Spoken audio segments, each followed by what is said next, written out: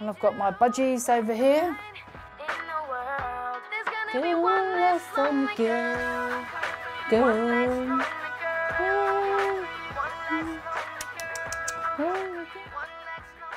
My name is Sui Ling Tang. I live in my own flat, be independent, but a bit of a support.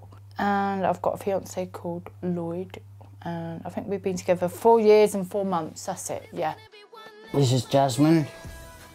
This is Lucy. These are twins. These are twins, I don't know what their name is. One's called Fluffy and Snuggies or something. No, Snuggles is Snuggles. Snuggles. Lloyd is very good at cooking. He's gorgeous, he's sexy. Since I met Sui Ling, yeah, she's got me out and about. We're just happy together, aren't we? I found my man, but it did take a while to convince others around me that it was what I wanted. When you've got a learning disability like me, support workers play an important role, and it's sometimes hard for them to recognise that we want to find love. We're not seeing the humanity of people, the desire to belong and to be loved, in whatever shape that takes. We're really not serving the people we're paid to support or there to support very well. I've come to the launch of a new campaign called Supported Loving. It's been set up to teach care staff to better understand and support relationships like mine. This is really important to me. Dr. Claire Bates has studied relationships in the learning disability community. We decided to launch Supported Loving because one of the main findings was without good support, relationships for people with learning disabilities just didn't happen. That they needed support to organise dates, to go to places where they would meet potential partners, help with contraception, and if they didn't have good support then it was unlikely to happen for them. We have a system that's grown to support people that actually restricts and suffocates people in many ways from living ordinary lives. I think there's become a bit of a safeguarding, a climate, a climate of protectionism around people. I think, do they have the capacity? Staff want people to have relationships, but I still think there's that fear around people engaging in sexual relationships. What happens if a man gets an erection while he's kissing someone? What does he do? What happens, if it's a friendly kiss or a French kiss? What do you do with your tongue? And don't have too much saliva. And it's just really everyday chat in a cool, doody type way. It's not rude, it's just natural for everybody, isn't it? A lot of support workers are afraid to encourage relationships because of fears over safety. They also worry if people with learning disabilities are able to properly consent. I'm sticking with you. David and Adeline have led the way in convincing the care workers in their supported housing that they should be treated as a couple.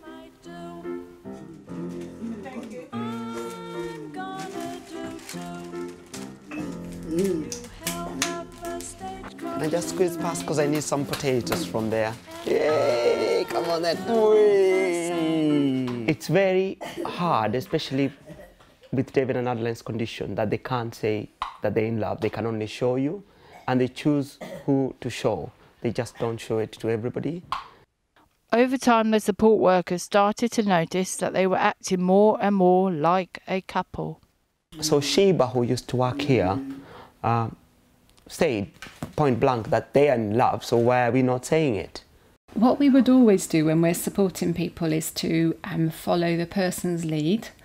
I think we didn't get that right at first in terms of David and Adeline being partners, because I think there's a real taboo about people like David and Adeline being partners. There's also the stuff about, do people have capacity, so is it exploitative?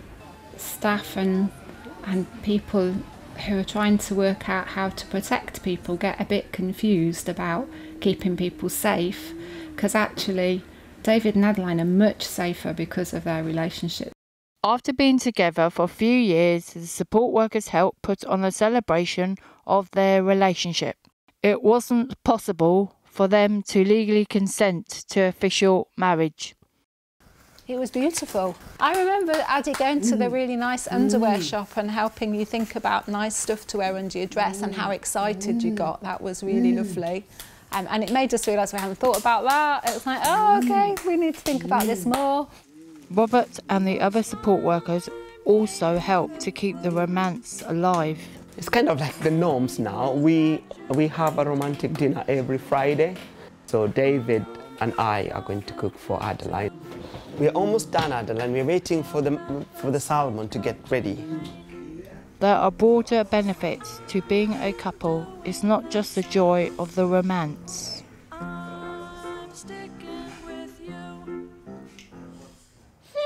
She's on you, love it. Oh, God. I know that coming. No, that... Get a tissue. You are a little mucky puppy. Before they met, life was a bit lonely for David and Leanne. Come home from work. So you walk in that flat. Look, we've got the support during the day. But it's after that. You lock the door and then you're in on your own, your mind's just going all over the place. But it weren't fun, was it, love? No.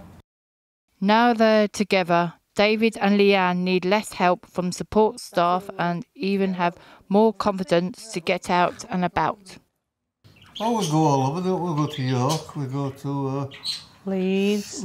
Scarborough, went to Scarborough. Yeah. David and Leanne are even planning a 5-day trip to Blackpool without support workers to see the sights. Look round. Have a look round and... You'll pay that. Call that thing and you'll get it. Oh, Frisbee. Yeah, that's it. Go up beach. Yeah. And there are bigger plans to come. I'm hoping, well, another 2 years' time. Yeah. Getting married, aren't we? Yeah. When I first started dating, it was hard for me to find and access the answers to all those private questions about relationships. Josephine and Jack are two lifelike dolls who are used as part of a project to teach people with learning disabilities about sex and relationships through role play. When the naughty man went in the room and didn't knock, how did Josephine feel? She was a bit shell-shocked, wasn't she? She was very shocked. Yeah. We've done fertility and menopause. We have, yes. We've done the healthy eating. When we've done fertility and menopause, Josephine has... Oh, she has butterflies in her stomach. That's when she sees somebody she fancies for the first Oh, time. aye. Yes. We've done like a little demonstration in Josephine's session, and the chaps have as well, about putting a condom on. So we've done that in the session. Yeah, we've done a lot of that. Hanky-panky, lovely everything I would come out with. It's great to see from projects like this that people are starting to take our romantic relationships seriously. I've been lucky that my support workers have helped me through my relationship. They also know when we need some time alone. Well, hopefully get married, maybe live together and just have a nice life. I really hope more people with learning disabilities will be given the chance to find love. Love you.